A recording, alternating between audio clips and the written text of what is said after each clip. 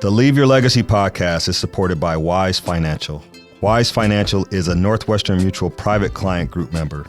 For over 20 years, Wise Financial has dedicated its efforts to designing comprehensive wealth management strategies for business owners and many accomplished athletes. Through their efforts, Wise Financial has been recognized as an industry-leading firm. The Northwestern Mutual Life Insurance Company, Milwaukee, Wisconsin. Hello and welcome to the Leave Your Legacy show. I'm your host, Kenyon Murray, and today in our Young Entrepreneur series, we are featuring Matt Karr and Flowstate Fitness. From an early age, Matt knew he wanted to be a personal trainer and own his own gym. So here we are. Let's take a look, and I hope you enjoy the episode. Well, welcome to the show. It's a little bit different guest. So I actually pay this guy to kick my butt 3 times a week in the gym, but I want to welcome Matt Karr to the show. Matt, welcome to the show. Thank you so much, man. I appreciate you having me. Yeah, absolutely. This theme of young entrepreneurs is really, really cool. And I think you, like the other guests, it's been something that's a passion for you, but you've kind of known that you want to be a personal trainer for a long time. But first, give our audience a little bit of background on you, where you went to school, those kind of things, and then we'll get into how you started your own gym. Yeah, for sure. So I actually am a University of Iowa grad, like yourself. Studied Health and Human Physiology there. So that was kind of laying the groundwork for, what I do now. Mm-hmm. So I'm the founder and owner of Flowstate Fitness, and we've been operating now for 3 years. And before that, though, kind of just trying to get experience in the field, and had a couple different jobs leading up to that. And I was just, that college student that knew what he wanted to do and tried to get some experience in the industry and save some money before, I am where I am now. So yeah, that's pretty cool. So, but you, in our conversation, you said you kind of knew like early on. So you knew in high school, like you wanted to be a personal trainer. Like, what sparked that in you to be like, okay, this is what I want to do? Because you're obviously an athlete too. You play basketball, soccer was kind of your sport, but I mean, that's kind of young to know what you want to do. I don't think most people do that. Right.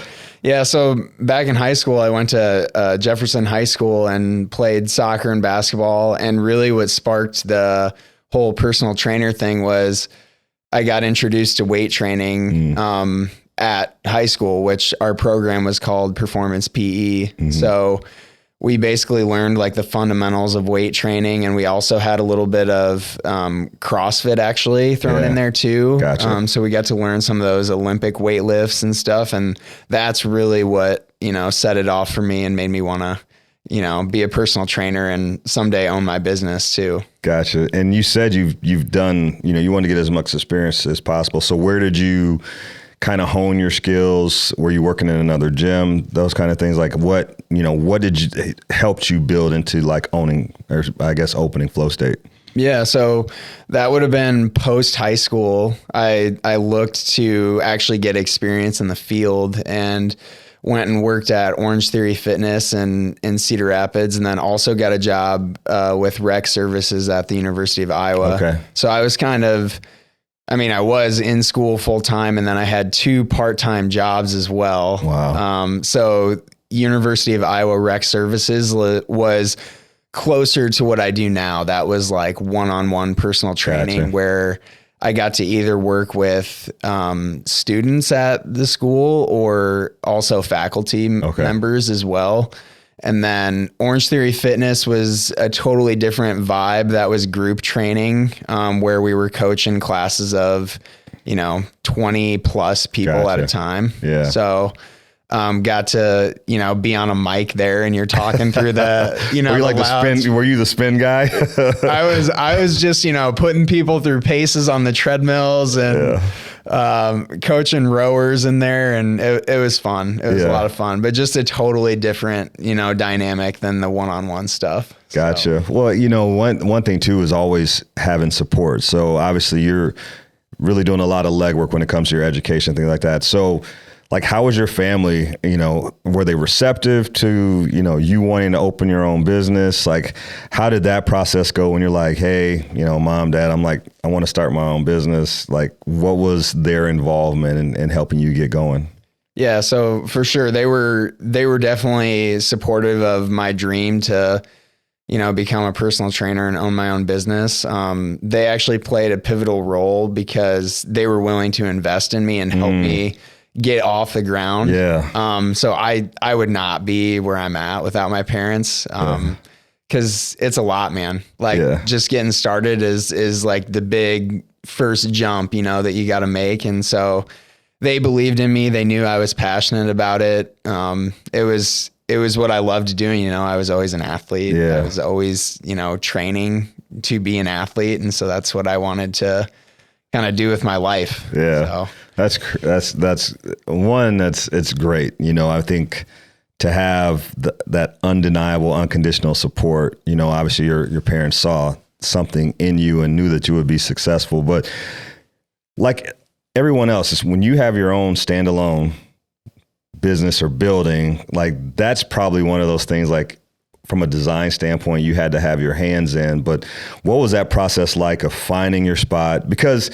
you're not like a little bit off the beaten highway in Cedar Rapids when it comes to your location on C Street. But what was that process like, finding a place and then actually building out what you have in your space? Yeah. So that whole process was an entirely new thing to me. Like I had no idea what I was doing. So, kind of had to have my parents help me find some, contacts, who do I talk to? Cause I can just go look around at buildings, but that's really not gonna, get me anywhere. So, it was interesting to get in touch with a, commercial real estate agent and, kind of start looking at spaces. And I knew what I wanted in terms of what I wanted the building to be like. I wanted a warehouse type space, big open space.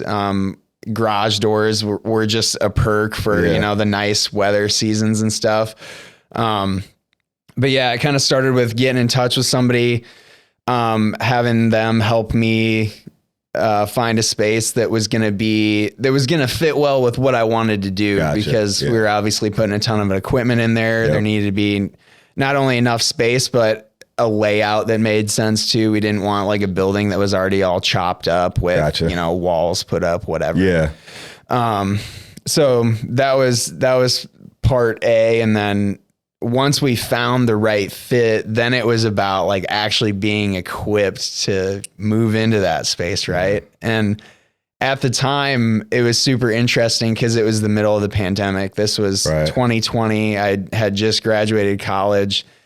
And at the time, you couldn't find any fitness equipment new because they shut down manufacturing. Right. So the other interesting part of the launch was I had to buy a lot of stuff used from people. And so I went all over the Midwest, buying just random items, whether it would be barbells, dumbbell sets, whatever. I was in Milwaukee. I was in Kansas City. I was in all these places around, even Minneapolis, just taking day trips to go buy whatever I could find. So it was kind of funny. Yeah. Well, now we were actually talking about this the other day. So, I was looking at the equipment. I was like, okay, we're Rogue Fitness, and we were talking about that. And so you run around town, run around the Midwest to find stuff. So when was the process of kind of refurbishing it and kind of going with one?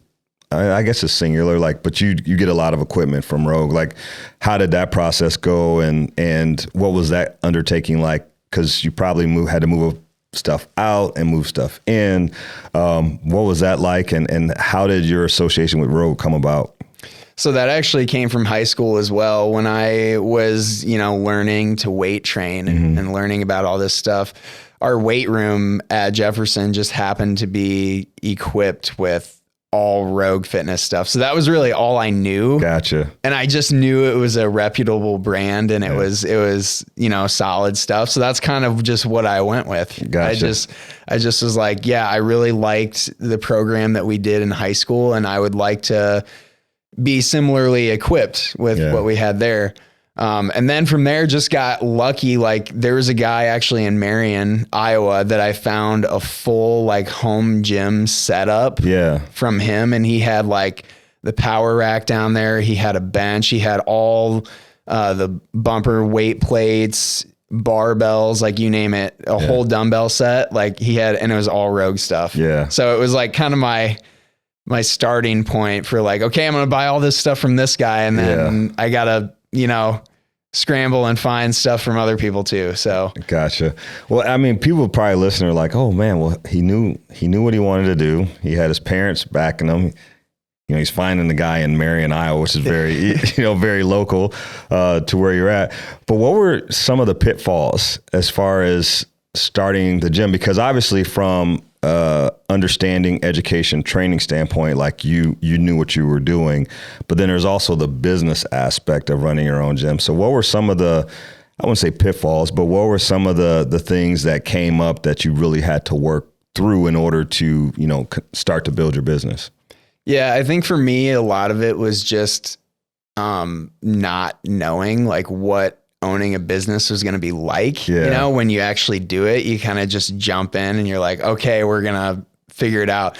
And for me, it was just understanding like the numbers a lot too, which is why I was super grateful to actually have my parents help me out, specifically my mom, because like understanding how much all of this was going to cost, right? Mm-hmm. Like, because you gotta base like what you charge based on what it's costing you to operate, right? So understanding all the operations of it, like we're, taking on all this debt essentially up front, and how do we manage that going forward, was one big thing. And then kind of just for me, it was really determining like, how do we decide, what we charge for our service? How do we write policy? Like how are we going to structure what we're doing with clients?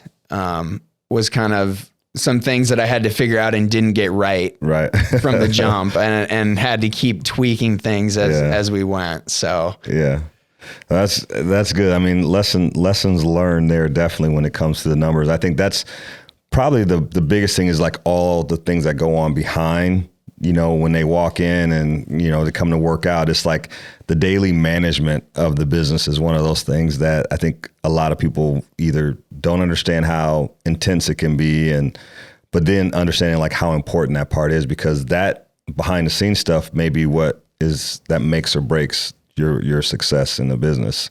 But what about how you work with clients? Because I know when you and I started working together, I was like, I'm not trying to do this. I want to be functionally strong. I want to be, because my wife is going to have me on all these hiking trips and stuff. When we go visit the kids, I'm like, I want to be able to function. But how does that come about as far as when someone comes in and say, Mac, I want you to be my personal trainer?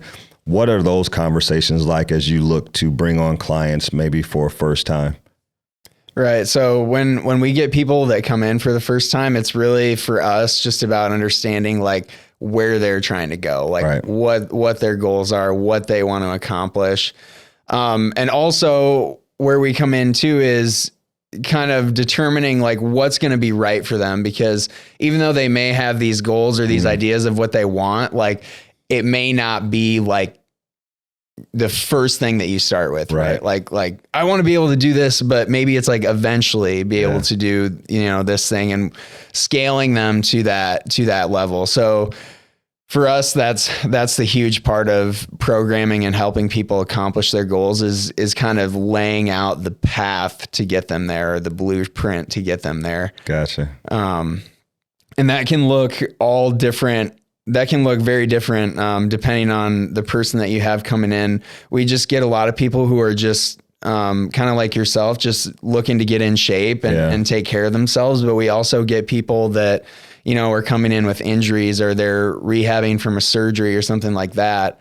And that's just a totally different blueprint than on what you're trying to do with that person to get them back to 100%. Gotcha. So, and then what's the range as far as who you work with? I know there's a lot of personal trainers that kind of, hey, if you're 18 or above, but what's the range of, as far as ages that you have coming in and working with you? Yeah. So I would say like the bulk of our clientele is going to be between the ages of 30 to probably majority of them are 50. Yeah. So like that's going to be the bulk of them, but we really have had a really like widespread too. Like I've worked with kids as young as 12 before. We've also had clients as old as like 70 before too. So you do get a wide range of people. But yeah, I would say the bulk is somewhere between like 30 and 50. Gotcha. And that's probably pretty safe because, you know, being a youth basketball coach, working with young people, those workouts are probably really up and down because young 12, 13-year-old, like just the mental focus it takes to work with you and stay locked in, because a lot of what you do, I mean, everything what you do is very technical. And sometimes with those younger athletes, is it more about teaching them the proper technique? Because I know that's important to you, but the parents may come in as like, I want my kid to be this in 6 months. Is that kind of some of the things that you deal with when you're working with younger athletes? Exactly. Yeah. Exactly. When you get like younger athletes in, like if we're talking like, you know, kids that are in their early teens or not even teenagers, like 12, 13, like you get those kids in and it really is more about teaching them the skills than it is, you know, like the physical results that people want to see, right? Yeah. Like you're not going to pack on like 20 pounds of muscle onto a 12-year-old kid. Like, I'm sorry, it's just not going to happen. Yeah. So it's more about giving them the skills and the knowledge that they need to do things properly and move forward. And it is a tough thing to navigate with the parents sometimes, but that's our job to, you know, have those conversations up front and say like, listen, like, you know, your kid's 12 years old, like this is what we're going to do for them. We're going to teach them a ton of skills. We're going to teach them proper technique, and they're going to be ahead once they get, you know, to the high school level. Yeah. But not necessarily going to get them, you know, jacked. Yeah. Right. You know, in six months or whatever. So no, it's funny because it's a similar conversation in basketball, right? It's building a foundation, right? Of, you know, what you need to do, how you need to do it properly, and to be able to give parents or even the athletes that, you know, I mean, that long view of things. It's like, hey, you may not start seeing like any results from a standpoint of like, you're going to get stronger. I'm going to teach you all these things, but you may not notice that for 3, 4, 5 months down the road. It's really hard because everybody wants everything now. We're such an instantaneous society. That's a hard conversation to have, isn't it? When you're talking about, you know, looking out, and you probably have parents that are like, hey, I don't see this or I don't see that. You've been working with my kid for 3 months. Like, is that something that you deal with as well? Yeah, we do. We do hear that from time to time. And it is a tough conversation to have when, you know, because you're right. Like people do want to be able to like see, you know, see the results or see the benefits that they're getting. And sometimes it's more about the small intricate things, you know, and you kind of have to break it down that way so that people understand, like, listen, it's not like an all or nothing thing. Right. Like it has to just be the results you can see. It's like, no, like they're learning skills. Like, have you asked them about what they're doing in here? Like they can probably tell you in detail, like what we're working on, you know, that's a win in my mind. You know, if they can articulate to the parents, like what they've learned and talk more in depth about it, that's huge. Gotcha. So Flowstate, like where did the name come from? The logo is really cool. Like, where did all that get developed? Yeah, so the name actually came from my college days at the U of I. I was just sitting in a sports psychology class, and we were talking about terms, you know, in sports psychology. And Flowstate came up, and just the idea of being fully immersed in a process or a task that you're doing. Right. And I loved just the concept of that and being just like totally locked into a process. And so I just kind of tucked it in my back pocket and kept it later for the business name. So that's where the name comes from. And then the logo design actually was a buddy of mine offered to help me out with it. And I had no expertise in like, design or anything like that. So I was like, dude, take it and run with it. Like all I want is, the business name included. And I kind of gave him a little idea of like, with the word flow, like I was thinking of just like a wave or something that somewhat mimics a wave. And he came up with, the logo is like kind of like a wave. It's a swirl. And then the O is like the circle. So it kind of looks like a wave crashing over. It's a cool little piece. And so, that's where it came from. Yeah. And you also have a pretty unique, I would call it a mural as you walk into your building.